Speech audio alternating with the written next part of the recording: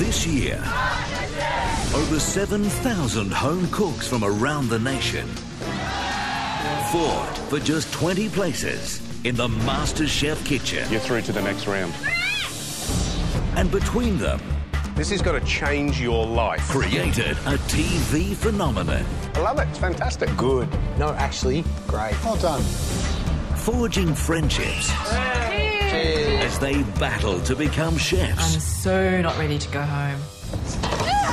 Unleash the fury. And in a thrilling finale, this is the bit I'm nervous about. Julie made television history. You are Australia's first MasterChef.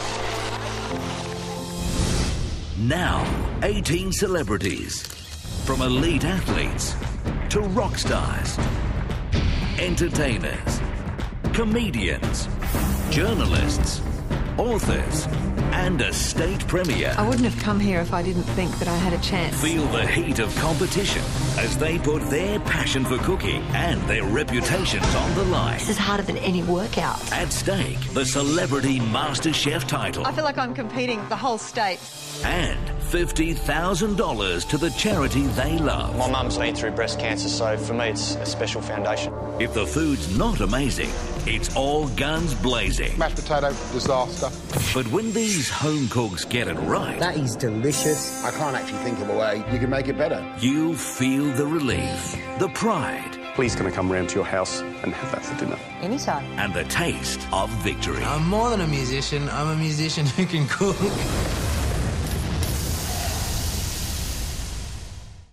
Tonight, Kurt Pengilly. I'm really starting to have doubts that I'm going to make it in time. Newsreader Indira Naidu. It looks like you need Matt. I do. You need Matt? Yep, I need Matt. And Josh Thomas. How do I fix that? How do I fix that? Only one can win.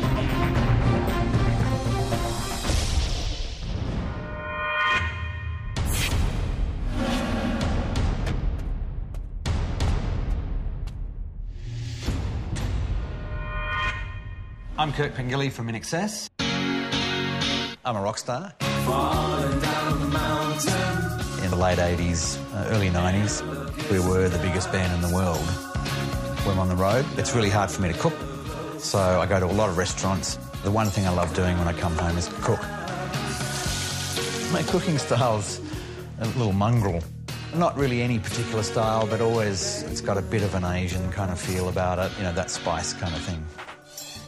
Kurt Pengilly, welcome to the MasterChef kitchen. Thank you. You've rock and rolled your way around the world and you're standing here. How does it feel to be here? It's nerve-wracking. How can it be nerve-wracking? A bit out of my comfort zone. I'm used to working with, you know, a team of people, a band. So, you know, here I'm all on my own. Kurt, you must have some stories from being on tour. Tell us part of your food journey. I did a Chinese cooking course when I was about 17 or 18.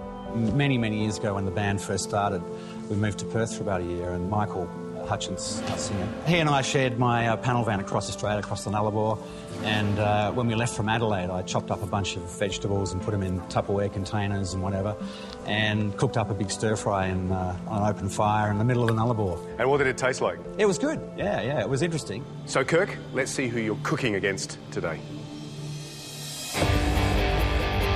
I'm Josh Thomas. I'm a stand-up comedian and the Gen Y host on Talking About Your Generation. Say what to Gen Y's Josh Thomas? I love eating! My style of cooking is I just get in the kitchen and then fiddle about and then hope something happens.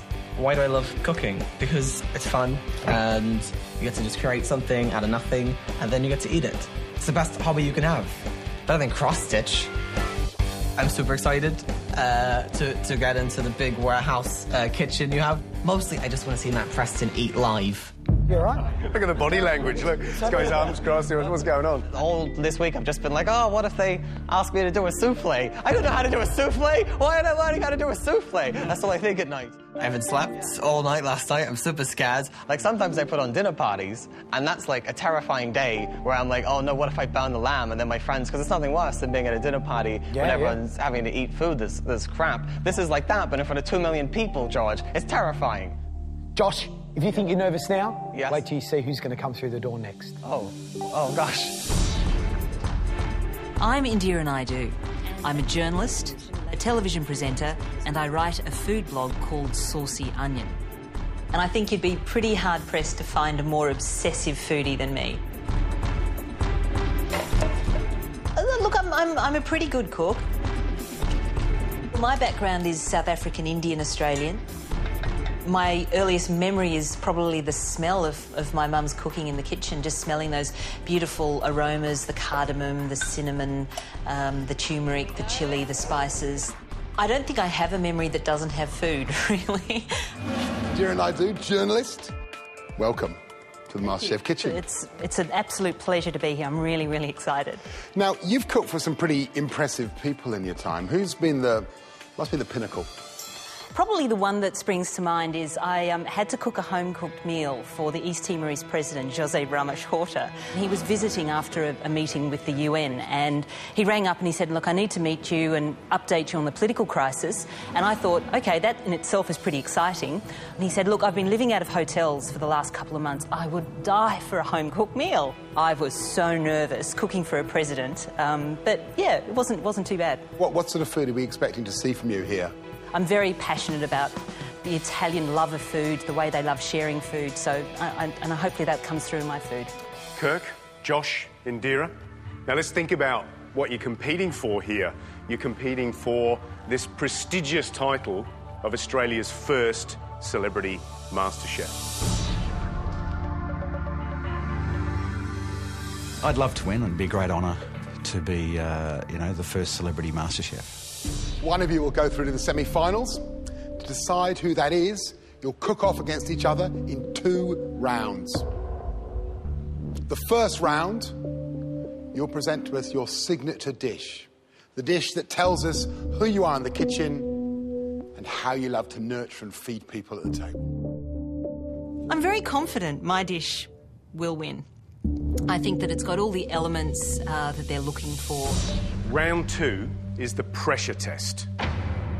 In that pressure test, all 3 of you cook exactly the same dish. Win the signature dish challenge today, and you'll get a serious advantage. That advantage is to pick the dish that all 3 of you will cook. We're looking forward to some great cooking. The famous MasterChef pantry has every ingredient you could ever hope for. We want to see what you can do, your best. Our standards will not drop 1 iota. If it's rubbish, you're going home. If it's great, well done. Celebrity cooks.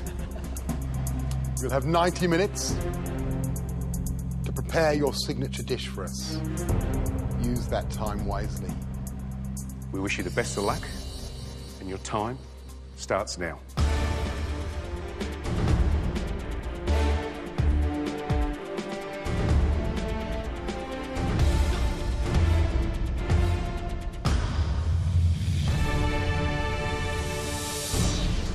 When I heard time starts now, it was like, you know, off we go.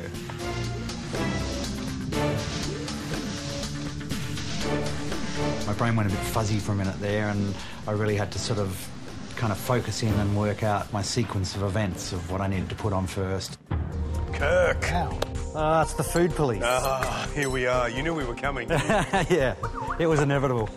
So tell us the dish you're cooking. I am doing a blackened tuna sitting on top of the wasabi lime celeriac mash, and on the side there'll be some lotus root chips. Yep. And some broad beans. Beautiful. So what are you worried about this dish? I think the main worry is that I overcook the tuna. Yeah. You know, okay. Because I know you guys will hate that, so... All right, well, we'll keep our fingers crossed for you, Kirk. Thanks, mate. Off Good you luck, go. Kirk. All the support you can give me. Yeah. Good.